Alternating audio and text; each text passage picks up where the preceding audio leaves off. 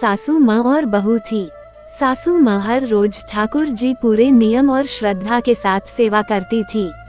एक दिन शरद ऋतु में सासू माँ को किसी कारणवश शहर से बाहर जाना पड़ा। सासू माँ ने विचार किया कि ठाकुर जी को साथ ले जाने से रास्ते में उनकी सेवा पूजा नियम से नहीं हो सकेंगी। सासू माँ ने विचार किया कि ठाकुर जी की सेवा का कार्य अब बहू को देना पड़ेगा, लेकिन बहू को तो कोई अक्ल है ही नहीं कि ठाकुर जी की सेवा कैसे करनी है। सासू माँ ने बहू ने बुलाया और समझाया कि ठाकुर जी की सेवा कैसे करनी है, कैसे ठाकुर जी को लाड करना है। सासू माँ ने बहू को समझाया कि बहू मैं यात्रा पर जा रही हूँ और अब ठाकुर जी की सेवा पूजा का सारा कार्य तुमको करना है।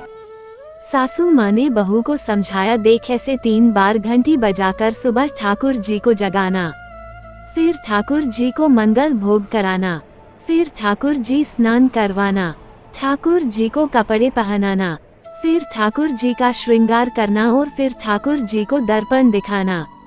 दर्पण में ठाकुर जी का हंसता हुआ मुख देखना, बाद में ठाकुर जी राजभोग लगाना। इस तरह सासू माँ बहू को सारे सेवा नियम समझाकर यात्रा पर चली गई।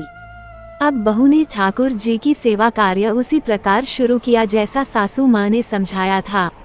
ठाकुर जी को जगाया, नहलाया, कपड़े पहनाए, श्रृंगार किया और दर्पण दिखाया।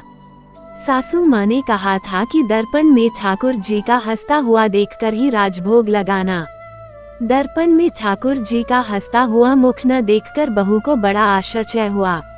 बहू ने विचार किया, शायद मुझसे सेवा में कहीं कोई गलती हो गई है, तभी दर्पण में ठाकुर जी का हंसता हुआ मुख नहीं दिख रहा। बहू ने फिर से ठाकुर जी को नहलाया, श्रृंगार किया, दर्पण दिखाया, लेकिन ठाकुर जी का हंसता हुआ मुख नहीं दिखा। बहू ने फिर विचार किया कि शायद फिर से कुछ गलती हो गई। बहू ने फिर से ठाकुर जी को नहलाया, श्रृंगार किया, दर्पण दिखाया।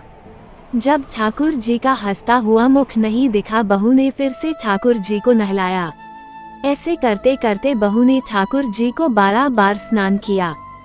हर बार दर्पण दिखाया मगर ठाकुर जी का हंसता हुआ मुख नहीं दिखा। अब बहू ने 13वीं बार फिर से ठाकुर जी को नहलाने की तैयारी की। अब ठाकुर जी ने विचार किया कि जो इसको हंसता हुआ मुख नहीं दिखा तो ये तो आज पूरा दिन नहलाती रहेगी। अब बहू ने ठाकुर जी को नहलाया, कपड़े पहनाए, श्रृंगार किया और दर्पण दिखाया। अब बहू ने जैसे ही ठाकुर जी को दर्पण दिखाया तो ठाकुर जी अपनी मनमोहनी मंद मंद मुस्कान से हंसे। बहू को संतोष हुआ कि अब ठाकुर जी ने मेरी सेवा स्वीकार करी। अब ये रोज का नियम बन गया, ठाकुर जी रोज हंसते। सेवा करते करते अब तो ऐसा हो गया कि बहू जब भी ठाकुर जी के कमरे में जाती, बहू को देखकर ठाकुर जी हंसने लगते। कुछ समय बाद सासू माँ वापस आ गई। सासू माँ ने ठाकुर जी से कहा कि प्रभु क्षमा करना, अगर बहू से आपकी सेवा में कोई कमी रह गई हो तो अब मैं आ गई हूँ, आपकी सेवा पूजा बड़े ध्यान से करूँगी। तभी सासू माँ ने देखा कि ठाकुर जी हंसे और बोले कि मैं आपकी सेवा भाव में कोई कमी नहीं है, आप बहुत सुंदर सेवा करती है, लेकिन मैं दर्पण दिखाने की सेवा तो आपकी बहू से ही करवानी है। इस बहाने में हंस तो लेता हूँ। निश्चल सेवा भाव से प्रभु भी प्रफुल्लित होते हैं।